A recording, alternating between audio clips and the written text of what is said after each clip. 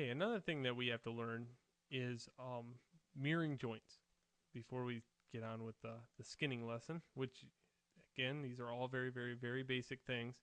That way you can memorize them. Okay, let's just say I have a bone structure. Okay, and so I'm just going to, again, go outside my bounds and make something in my perspective window for an introduction. Let's just say I want all these onto the other side. Okay, and you see that I set up my compass the right way.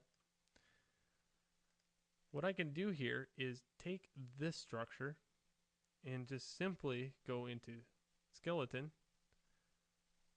mirror joint, square box. Okay, and now we look at this. Now this is what everybody falls for, is like, this should work right off the bat. And it probably will, because you set up your scene right. So if I hit apply, bam, it's on to the other side. Now it's not always the case. Let's control Z that. And this is what happens sometimes. Let's just say I have some kind of rotate on this because somebody forgot that that's not right. Maybe I should have translated that. Okay, and here, let's mirror that. Well, that doesn't look right. That looks all wrong. Why?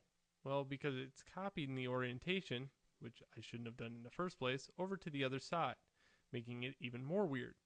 So let's control Z that. How do I repair something like this? Well, if I click on all the bones and go modify, freeze transformation, and then click on this one and hit apply, look at that. Now it mirrors it over correctly. So that is why we translate and not rotate. But there is a way to fix it, just like I showed you. We can modify freeze transformation after the fact, and it will mirror over correctly. Again, here's practical knowledge. Here's the root, right? And while there'd be really a hard time of making that root different, right? Well, if you remember in the last lesson, here's a refresher. I have a bone, and if I go into window, hierarchy,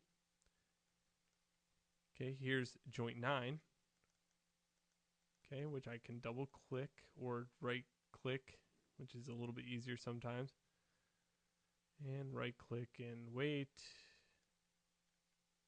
and it's being stubborn. So over to here and type in root. That happens a lot too. Okay, now if I want that to be the first root, I just middle mouse button, click and drag that over, and voila, now this becomes the root.